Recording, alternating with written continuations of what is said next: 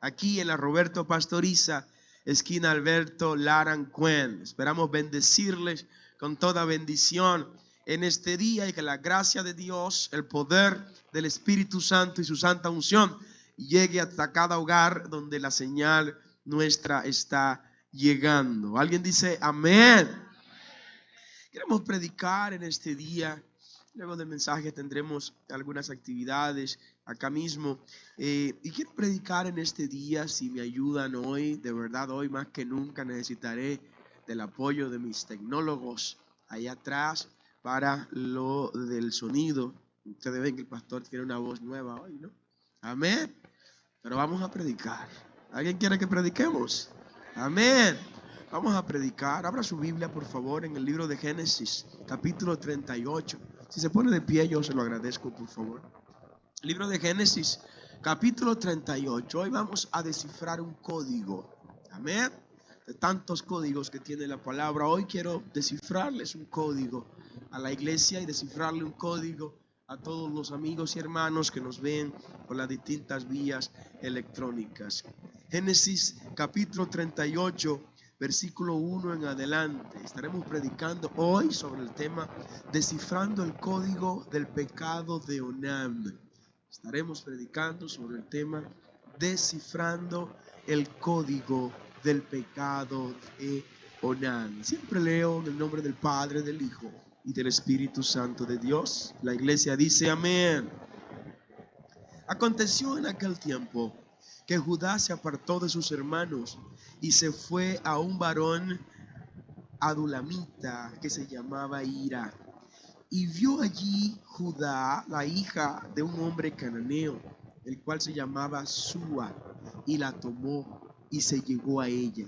Y ella concibió y dio a luz un hijo y llamó su nombre Concibió otra vez y dio a luz un hijo y llamó su nombre Onán. De ese vamos a hablar.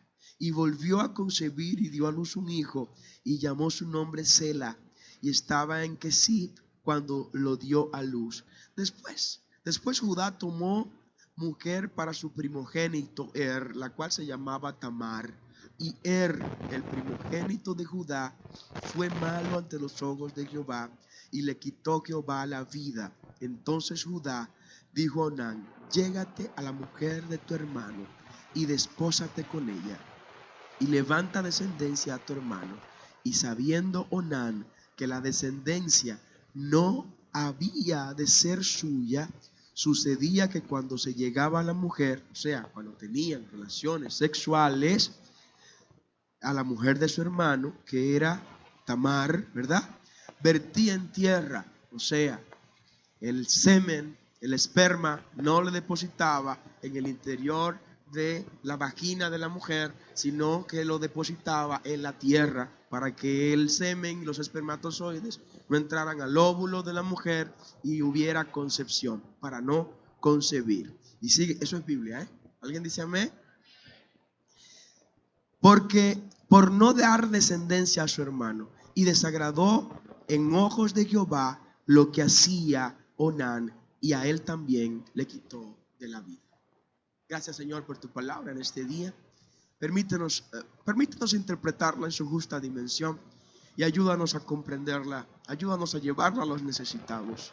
Pero por encima de todo, ayúdanos a vivirla y a ponerla por práctica en el nombre poderoso de Jesús. Amén y amén. Pueden tomar sus asientos y no se me pongan tan serios, amén, por este tema. Esto es Biblia y todo lo que sea Biblia hay que predicar y debe ser predicado. En este momento vamos a hablar de este tema, descifrar qué hay detrás del código del pecado de Onán. ¿Cuál fue el pecado de Onán? Se lo acabo de leer.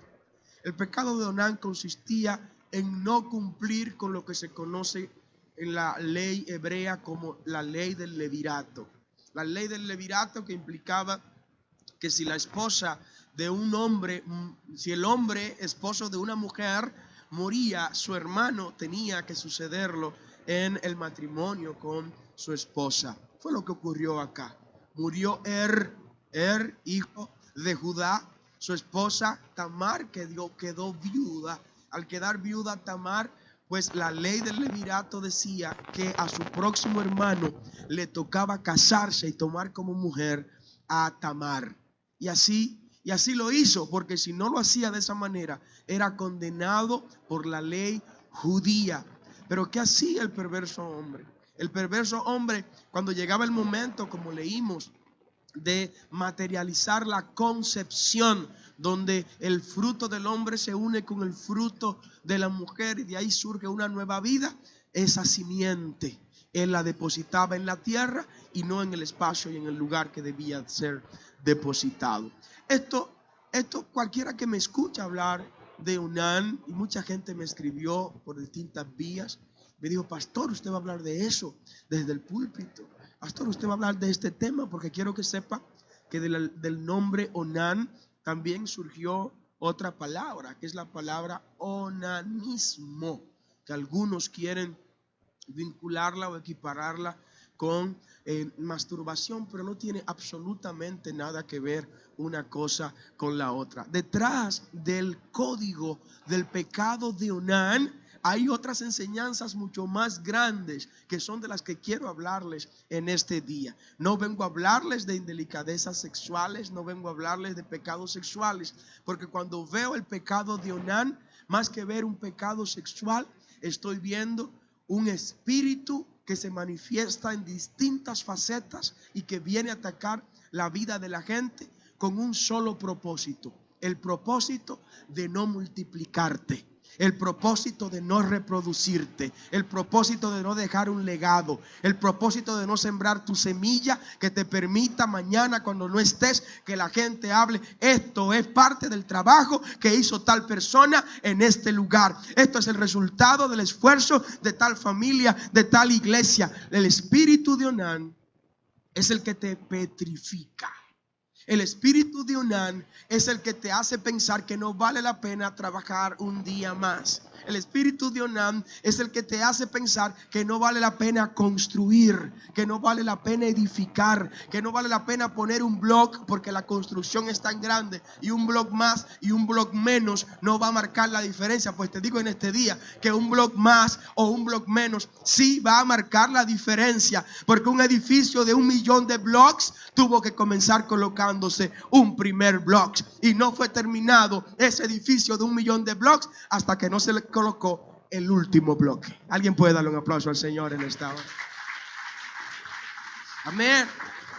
Y quiero llevarte y que me ayudes, por favor, a conducirte en este camino sobre cómo combatir este espíritu de Onán. Pero para poder combatirlo hay que ver qué hay detrás de este pecado de Onán. Detrás del código oculto del pecado de Onán se encuentra el espíritu de esterilidad en personas que fueron llamadas para ser fértiles y fructíferas. Alguien dice amén. El código oculto del pecado de Onán tiene de manera intrínseca el espíritu de infertilidad, el espíritu de esterilidad que alguna gente ha asumido como su forma de vida. Hay gente que decidió hacerse estéril, hay gente que decidió hacerse infructífero, hay gente que decidió hacerse infértil, hay gente que se dijo: siendo tierra fértil, siendo tierra productiva. Hubo gente que se dijo: no, ya en mí no se va a dar ninguna semilla porque estoy negado, porque me resisto a dar mi fruto. Y están viendo que el tiempo está pasando y los frutos no están llegando porque decidieron escoger el camino de la esterilidad. Hubo alguien que lo hizo. Hubo alguien que lo hizo. Y este alguien fue un ser vivo, aunque no un ser humano. Trata de la higuera. Ustedes recuerdan aquella higuera, tan famosa higuera. Pocas higueras, pocos árboles han sido tan famosos como esta higuera que le negó alimento a su dueño, a su creador, a su poseedor, al que la diseñó. Yo quiero que te muevas conmigo al Evangelio de Marcos, capítulo 11. En el Evangelio de Marcos, capítulo 11, desde el versículo 12 en adelante, nos encontramos con esta higuera, que si ella se imaginaba que por el lado de ella iba a pasar el que la creó, ese día se hubiera ocultado de una u otra manera. Y dice la palabra que al día siguiente, cuando salieron a Betania, Jesús tuvo hambre. viendo de lejos una higuera que tenía hojas. Aquí quiero detenerme. La higuera tenía hojas. Recuerde esta parte. Recuerde esta parte para que entienda el pasaje bíblico a plenitud. Cristo vio, ¿qué cosa? Que la higuera tenía, y sigue diciendo, fue a ver si tal vez hallaba en ella algo.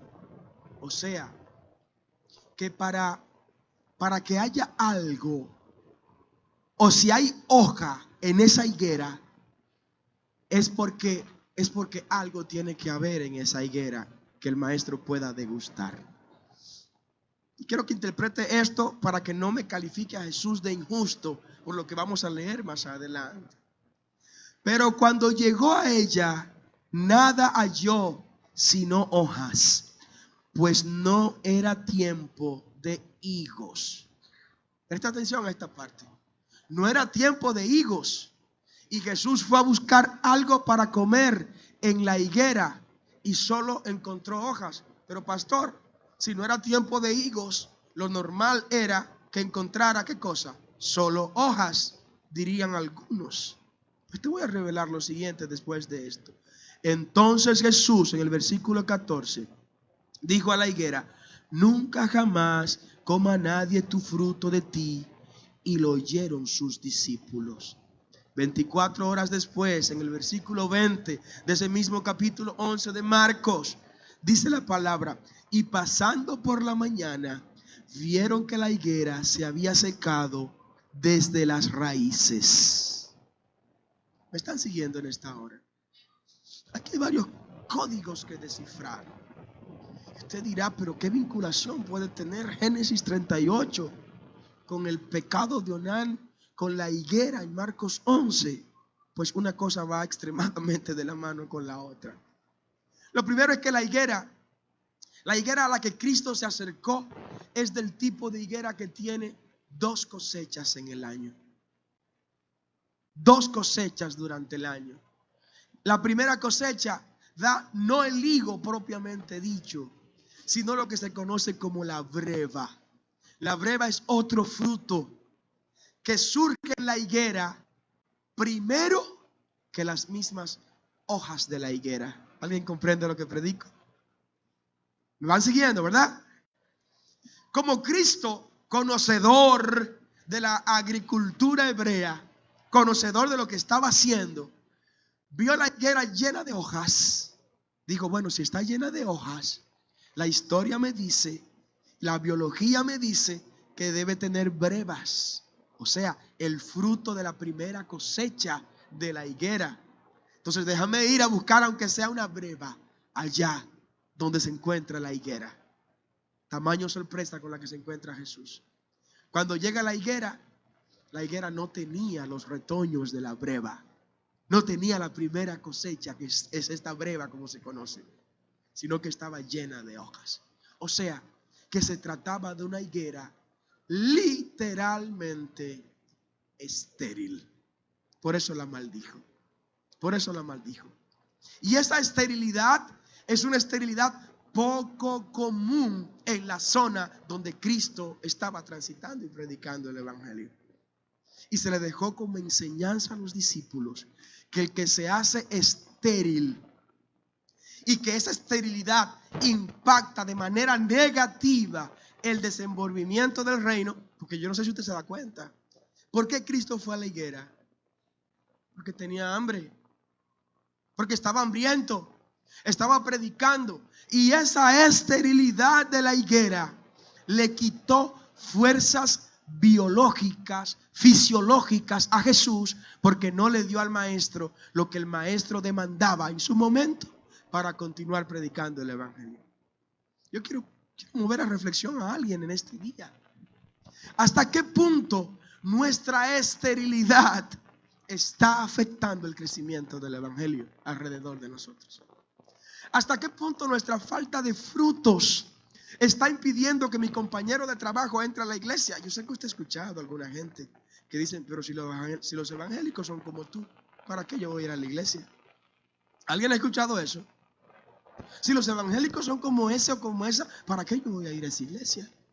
¿Y para qué me voy a convertir si es para seguir como tú estás? Pues debo decirte que cuando eso ocurre, ahí está el espíritu de Onán haciéndote estéril para obstruir que el evangelio siga creciendo y avanzando en la vida de otras personas. Dale ese aplauso, Señor, por favor, y gózate en la presencia de Jesús. De manera que Cristo no fue injusto, como algunos han querido decir, al maldecir la higuera. No, porque la higuera estaba en el tiempo para tener las brevas, aunque no para tener los higos. Pero como no tenía las brevas, era un vaticinio de que tampoco iba a dar los higos. Se trataba de una higuera totalmente estéril.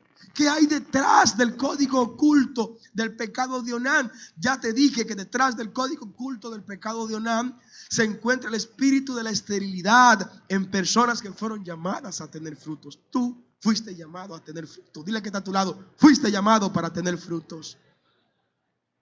No puede haber nadie estéril en el camino del Señor, en el plano espiritual. Tienes que dar frutos al 100%. Que cuando la gente venga a buscar donde ti frutos, encuentre frutos. Que cuando quiera la comunidad quiera encontrar a alguien que merezca administrar el dinero de la junta de vecinos. No, ahí está la sierva. Ahí está el siervo. Ese no le coge un peso a nadie. Usted le da 100 pesos, mire, y le guarda 110 si es necesario. Amén. Ahí está el siervo. Ese no habla mentira, no altera los papeles. Necesito un ingeniero que no sobrevalúe las obras. Búscate el ingeniero que es cristiano de ese municipio, que ese va a hacer buena obra y va a invertir todo el dinero que se le dé y no va a sobrevaluar el dinero. Necesito un administrador de empresas. ¿A quién ponerle mi empresa en las manos? Búscate a alguien que le tenga temor a Dios. Alguien puede decir amén. Eso es frutos. Es mostrar los frutos. Y los frutos vienen para satisfacer necesidades. El que necesita paz tiene que sentir que cuando te ve a ti ya está recibiendo paz. ¿Usted lo ha visto? Hay gente que usted le mira el rostro y dice, wow, pero qué paz tiene esta persona. Pero qué tranquilidad siento cuando tú me hablas. Pero qué sosiego siento cuando tú estás cerca de mí. Hay gente que uno quiere que siempre estén cerca de uno. ¿Alguien dice amén? ¿Quiénes tienen esa gente? Levanten la mano. ¿Alguien tiene gente que quieren tener cerca? No hay otros que uno quisiera tenerlo, mire, de aquel lado del Atlántico. Amén. Pero lo tenemos cerca y hay que aguantarlos, y hay que amarlos, y hay que bendecirlos, y hay que darle fruto cuando ellos también vengan a buscar esos frutos. Dale ese aplauso fuerte al Señor. Amén. Wow. Detrás del código oculto del pecado de Onán se encuentra el espíritu del fruto invertido. Ahora sí le enredé la cabulla, de verdad. Detrás del código oculto del pecado de Onán también se encuentra el espíritu del fruto invertido. ¿Sí?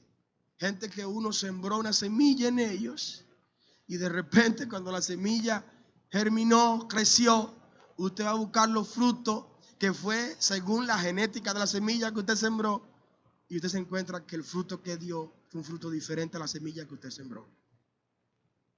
Ese es el espíritu del fruto invertido.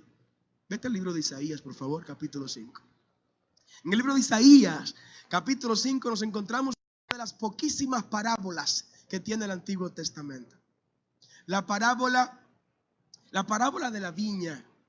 Quiero que usted se penetre, se introduzca en esta parábola del capítulo 5 del libro de Isaías. Porque esto nos confronta. Cada día es una confrontación con este pasaje bíblico. Dice el libro de Isaías capítulo 5 versículo 1 en adelante. Isaías hablando. Ahora cantaré por mi amado. ¿Están conmigo? El cantar de mi amado, ¿a quién? A su viña. Tenía mi amado una viña en una ladera fértil. ¿Dónde estaba la viña? Y si era fértil, tenía que dar su fruto en el tiempo planificado. Dice el versículo 2. La había cercado. Le puso los alambres de púa. Le puso la verja para que los lobos no entren. Ni las aves, ni los pájaros silvestres, salvajes, entraran a desbaratar lo que se estaba haciendo. Y despredregado. Le quitó las piedras, las malezas que había. Y plantado de vides recogidas, escogidas, vides selectas. La vid es la uva, de donde viene la uva, de donde viene el vino, ¿no? Vides escogidas. Había edificado en medio de ella una torre. ¿Para qué la torre? Para que arriba esté la atalaya. ¿Quién es el atalaya? La atalaya es el que vigila. Cogí la finca, la arreglé, la organicé, la preparé, la cuadriculé, le puse agua, la cerqué, la puse como una niña hermosa. Y después construí una torre alta. Y allá arriba le pagué a alguien para que esté 24 horas. Mira, cuando tú veas que algo se mueve, dale un tiro, que no puede entrar para acá adentro. Amén. Que un cachorro, no importa, no puede entrar a mi finca, donde yo tengo mis uvas selectas, sembradas. ¿Me van siguiendo? Y sigue diciendo, había edificado esa torre en medio de ella y hecho también en ella un lagar. ¿Qué es el lagar? El lagar es donde se tira la uva y las personas con los pies delicados, ¿verdad? Y con los pies lavados también, ¿no?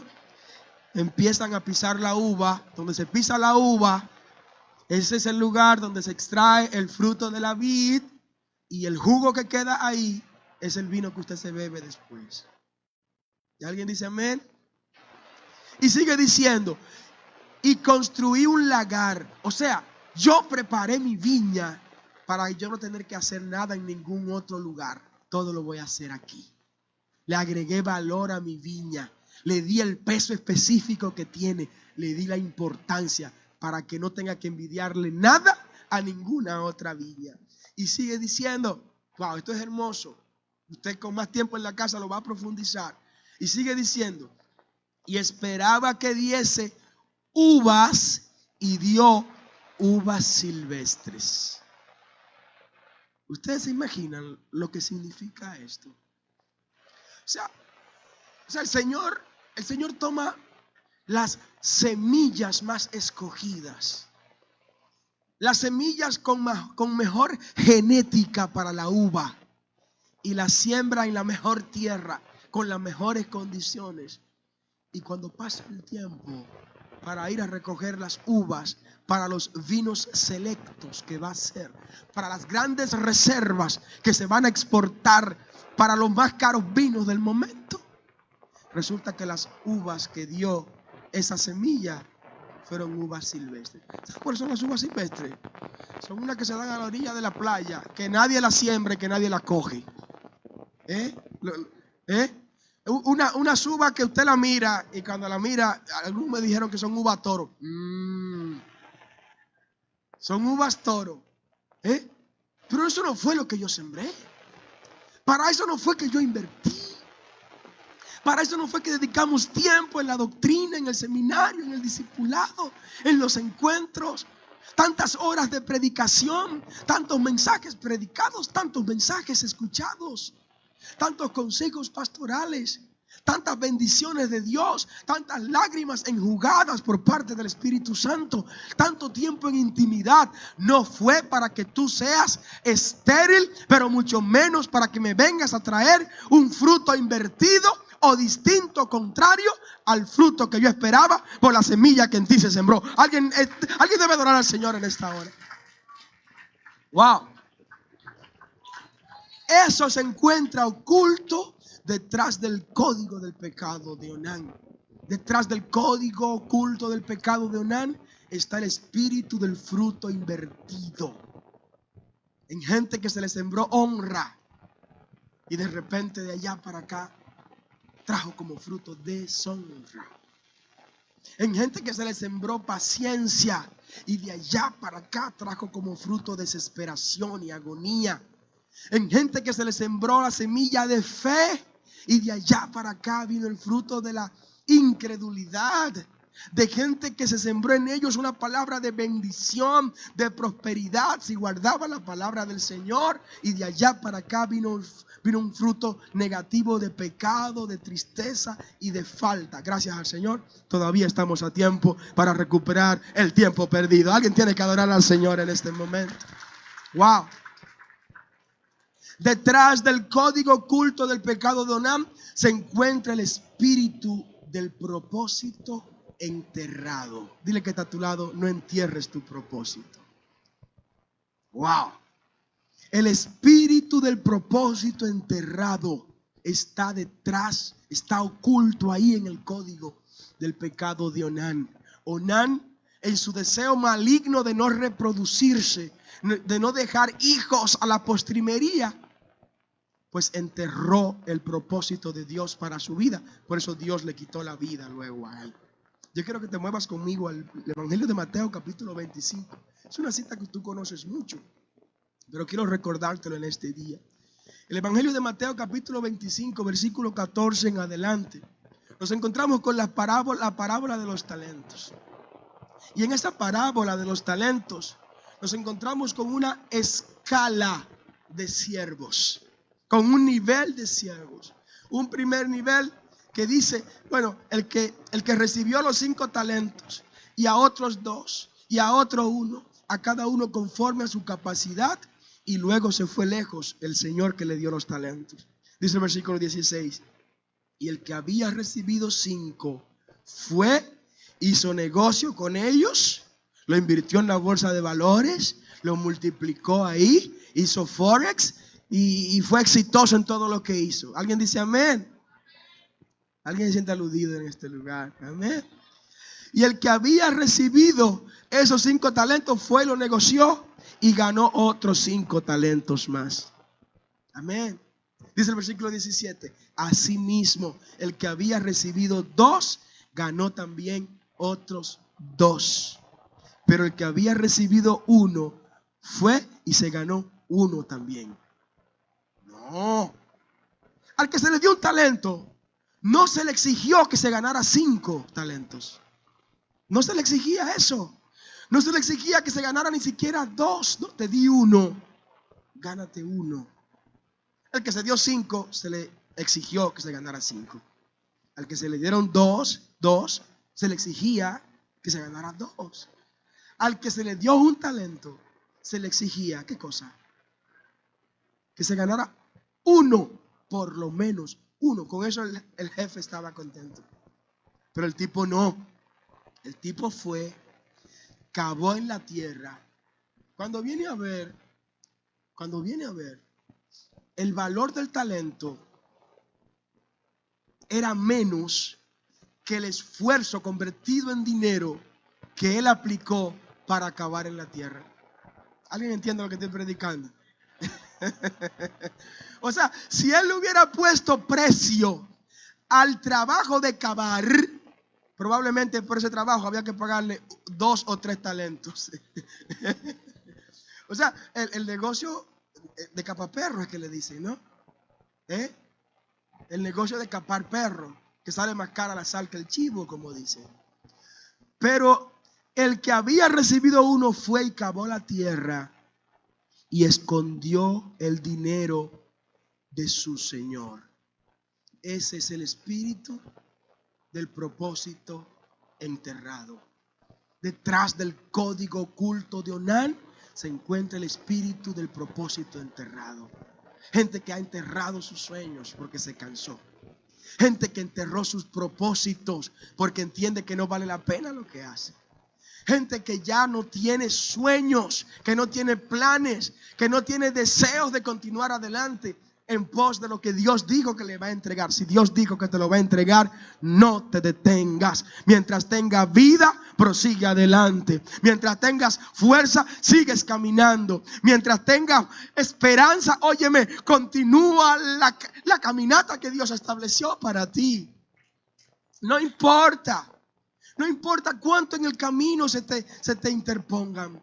No importa cuántos obstáculos vayas a encontrar en el camino. Si Dios depositó una semilla de propósito en tu vida, oye, no vas a morir sin ver esa semilla germinar conforme al propósito de Dios para tu vida. Quizá duren los 40 años en el desierto. O probablemente duren nada más los 3 días que Cristo duró en la sepultura. Amén. Todo depende de la voluntad de Dios. Ahora la voluntad de Él es la que más nos conviene. Denle ese aplauso fuerte al Señor. Detrás del código oculto del pecado de Onán se encuentra el espíritu de la derrota anticipada. ¿Alguien dice amén? El espíritu de la derrota anticipada es aquel que llega donde la gente que se ahoga porque está escuchando que el río viene bajando de la loma. Hay gente que escucha que el río viene bajando y ya están ahogados. Usted conoce gente así. Usted conoce gente así. Gente que saben que el 30 tienen que hacer unos pagos, pero hoy estamos a 16 y ya están nerviosos. Pero compadre, es el 30 que usted va a pagar. Confía en Jehová. Jehová va a hacer, Jehová va a obrar, Jehová tiene milagros pendientes, oh gloria al nombre del Señor, y los tiene a tu nombre. Espera en Él, que todavía hay que adorarle. No te mueras en la víspera, espera tu tiempo. ¿A alguien le pasó esto? A una mujer en Sarepta que perdió a su marido, la viuda de Sarepta. ¿Alguien recuerda a la viuda de Sarepta? La viuda de Sarepta, al verse sola y con su hijo, lo que es un cuadro terrible, porque si es tan fuerte los dos criar a los hijos, imagínense la mujer sola tener que criar a los hijos. Dios bendiga a esas mujeres. Dios, denle un aplauso a todas esas mujeres que se dedicaron a criar sus hijos a pesar de estar solas, por lo menos sin un hombre, pero con su esposo, porque Jehová es el esposo de las mujeres viudas, amén, y de las solteras abandonadas por sus maridos, amén.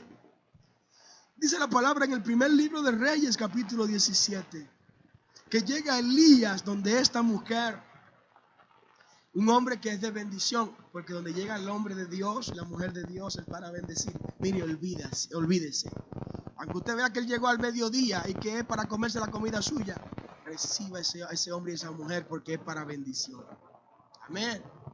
Tenemos muchos colegas pastores que cuando iniciaron a pastorear, lo enviamos a los campos, a los pueblos. Y en esos lugares se le enviaba a ellos nada más con el pasaje de ida, pero sin saber dónde iban a dormir, de qué iban a comer. A partir de ahí resuelve. Hoy tienen grandes iglesias, pero al principio se dedicaban a visitar hermanas y hermanos al mediodía, que le coincidiera eso con el almuerzo. Y aprovechaban y comían ahí mismo, ¿no? Bueno, aunque sienta que es para eso, si es un hombre de Dios, recíbelo. Una mujer de Dios, recíbelo para bendición. El versículo 12 del capítulo 17 de Primera de Reyes dice: y ella respondió, la mujer, la viuda de Sarepta: vive Jehová tu Dios, que no tengo pan cocido, solamente un puñado de harina tengo en la tinaja y un poquito de aceite en una vasija. Y ahora recogía los leños para entrar y prepararlo para mí y para mi hijo, para que lo comamos y nos dejemos morir. Ese es el espíritu de la derrota anticipada. Amén. Esa mujer no entendía hasta que no le fue abierto los ojos que a su casa había llegado respiración y auxilio de parte de Dios. Esa mujer no comprendía hasta que Elías, hasta que Dios mismo en su presencia no llegó a su familia y le hizo ver que su pasado no define su futuro, que su pasado no tiene que reproducirse ni en su presente ni en su futuro. Y a ti te digo en este día, no importa cuál haya sido el pasado de tu vida, tu pasado, si no se corresponde con el propósito de Dios en tu vida, va a ser muy diferente al futuro que Dios va a entregar para ti. No te secuestres por tu pasado. No te dejes atrapar por tu pasado. No te dejes arrodillar por tu pasado. No te metas en la cárcel de tu pasado, porque Cristo trajo la llave para construir un futuro diferente al pasado que tú has vivido. Si vas a aplaudir al Señor, dáselo con más fuerza, por favor, en esta hora. Amén. A partir de ahí fue que esa mujer se dio cuenta que la gloria de Dios había entrado a su familia. Porque a partir de ahí dice la palabra que no escaseó ni el aceite ni la harina en la casa de la viuda de Sarepta. y que hubo aceite mientras hubo vasija. ¿Sabe cuándo dejó de fluir el aceite? Cuando se acabaron las vasijas. ¿Quién es vasijas de Dios en esta hora? Pues habrá aceite mientras tú estés dispuesto a recibir el aceite de Dios para tu vida. Amén. Un futuro totalmente diferente a lo que fue su pasado. Y con esto voy terminando ya. No te dejes atrapar por el espíritu de la derrota anticipada, porque eso es parte también de lo que está oculto en el código del pecado de Onán. Mientras Dios sea Dios, todavía tienes esperanza tú de ser victorioso en Él. Amén. Hasta el último momento, por favor. Hasta el último momento, confía en el Señor. Confía en Dios. Al borde del precipicio, confía en Dios. Aun cuando estés bajando en picada gravitacional, en el espacio donde solo hay segundos para pensar en cosas, sigue confiando en Dios. Mientras puedas tomar decisiones, sigue confiando en Dios. Mientras puedas pensar por tus propios medios, sigue confiando en Dios. Mientras puedas respirar, sigue confiando en Dios. Mientras tus órganos se muevan, sigue confiando en Dios. Y si no se mueven, sigue confiando en Dios. Cuando hables, sigue confiando en Dios. Y si tu voz se enmudece, sigue confiando en Dios. Él no tarda su promesa como muchos la tienen por tardanza, sino que es fiel, no queriendo que nadie se pierda, sino que todos vengan al arrepentimiento. Él va a cumplir el propósito para el cual te ha llamado. Porque Él no es hombre para mentir, ni hijo de hombre para arrepentirse. Y lo que dijo para ti, para tu familia, para los tuyos, se cumplirá. Se cumplirá en el nombre poderoso de Cristo. ¿Cómo combatir el espíritu de Onán? Ya te hemos descifrado lo que hay detrás del código del pecado de Onán. Pero ¿cómo combatir ese espíritu? Lo primero es, como te digo, creyendo que de Jehová vienen todas nuestras fuerzas. Como dijo el salmista en el Salmo 92, versículo 9, porque he aquí tus enemigos, oh Jehová, porque he aquí perecerán tus enemigos. Serán esparcidos todos los que hacen maldad, pero tú aumentarás mis fuerzas como las del búfalo. Seré ungido con aceite fresco. ¿Alguien quiere fuerza de búfalo en este día? Ponte de pie, por favor, ponte de pie. Ponte de pie. Dios da fuerzas como de búfalo en esta hora. A gente que pensaba que ya no tenía ningunas. Hoy Él renueva las fuerzas de gente que pensaba que su tiempo había llegado. De gente que creyeron que ya llegaron a donde iban. Hoy Dios restablece esas fortalezas. Amén. ¿Cómo vencerlo? Confiar en que ya nuestra bendición fue desatada en los cielos. Dile al que está a tu lado, ya fuiste bendecido. Dice la palabra, el apóstol Pablo, hablando a los Efesios en el capítulo 1, versículo 2 en adelante. Gracia y paz a vosotros, de Dios nuestro Padre y del Señor Jesucristo. Bendito, dice el versículo 3, sea el Dios y Padre de nuestro Señor Jesucristo. Oiga esto, que nos bendijo con toda bendición espiritual en los lugares celestiales en Cristo. Yo no sé si usted se olvidó de eso. Ya usted fue bendecido con toda bendición en los lugares celestiales. Yo quiero que alguien levante su mano derecha y diga, recibo esa palabra. Atesore esa palabra. Ya usted fue bendecido. Solo basta desatar en la tierra esa bendición. Es el deseo de Dios que te multipliques. Es el deseo de Dios que te reproduzcas. Es el deseo de Dios que dejes un legado, que dejes una marca, que dejes una huella.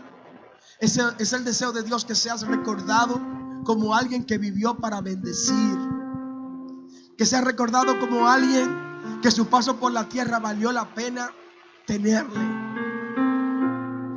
Dios quiere que te extrañen cuando tú no estés.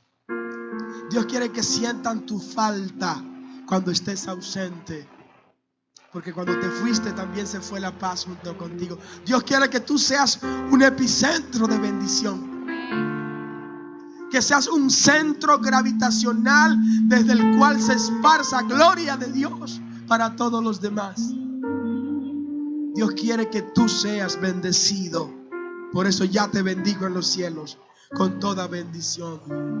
Detrás del pecado de Onán se encuentra el espíritu que no quiere que te multipliques, el espíritu que quiere que no avances, el espíritu que quiere que te quedes cerrada en tu casa, que te quiere que te quedes enclaustrado en tu hogar, el espíritu que te dice no te muevas porque no tiene sentido hacer más nada, el espíritu que te dice ya tu tiempo pasó, el espíritu que te dice no vale la pena emprender nada porque ya es muy tarde. Tarde será para el infierno y el diablo, que ya no tiene más oportunidades que no sea vivir en su asqueroso lugar. Mientras tienes hálito de vida, tienes esperanza para alcanzar todos tus sueños, en el nombre de Jesús. Padre, bendigo esta iglesia. Bendigo a todos los hermanos y hermanas presentes y los que nos ven por las vías electrónicas. Dios mío, el enemigo ha querido matar nuestros sueños, ha querido petrificarnos, ha querido atarnos al pasado triste. Pero en esta hora disolvemos todo plan maligno en contra de tu pueblo y de tu iglesia. Disolvemos en el nombre de Jesús toda estratagema que venga contra las familias de la congregación y de los que nos ven por las vías electrónicas. Estamos desatando en el nombre de Jesús un milagro sobrenatural para tu iglesia y para tus hijos y para tus hijas. Levante su mano, por favor. Levante su mano, levante su mano. Hay alguien al lado tuyo, en tu casa, en tu vida, en tu comunidad, que necesita un milagro. Con tu mano derecha en alto reclama ese milagro en esta hora, en el nombre de Jesús. En el nombre de Jesús. Padre, te presentamos a José Jaén, que está acá con nosotros. En el nombre de Jesús estamos desatando un milagro para él. En el nombre de Jesús. En el nombre de Jesús. En el nombre de Jesús. Por tus llagas, Cristo. Por tus llagas, Jesús. Estamos abrazando esta palabra. Esa es nuestra fe, Señor. Estamos declarando esa palabra en esta hora. Dios mío, y nuestros ojos lo verán. Nuestros ojos lo verán en el nombre de Jesús. Estamos desatando una palabra de milagro sobre el padre de Cané y desde acá en el nombre de Jesús. Estamos desatando una palabra de milagro sobre Kiara en esta hora en el nombre de Jesús. Oh Dios mío, sobre Freddy. Estamos declarando una palabra de milagros sobre la bebé, la niña de Dorian y Félix. Estamos declarando una palabra de milagros sobre Natividad, donde se encuentra. Estamos declarando una palabra de milagro sobre cada persona que necesite salud en esta hora. Alguien tiene que recibir esa palabra en este momento. Dios mío, aquellos que nos ven por las vías electrónicas, desde aquí declaramos en el nombre de Jesús un milagro sobrenatural sobre esa necesidad que tiene cada persona que nos está escuchando. Milagros financieros. Padre, cancelamos deudas en el nombre de Jesús. Milagros familiares. Sacamos en el nombre de Jesús al devorador de los hogares, al devorador de los matrimonios, y establecemos tu gloria en el nombre de Jesús. Gracias, Señor. Denle ese aplauso fuerte a Jesús en esta hora. Y quiero preguntar en este momento si habrá alguien aquí que no conoce a Jesús y quisiera entregarle su vida al Señor en este día. Hemos revelado códigos ocultos en esta hora para que des un paso de fe y tu vida sea transformada por el Señor.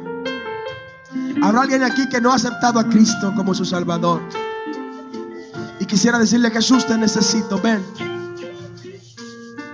Come on. No desprecies a Jesús. Come on. Dale la oportunidad a Cristo de poder construir el camino que tú mereces y necesitas recorrer.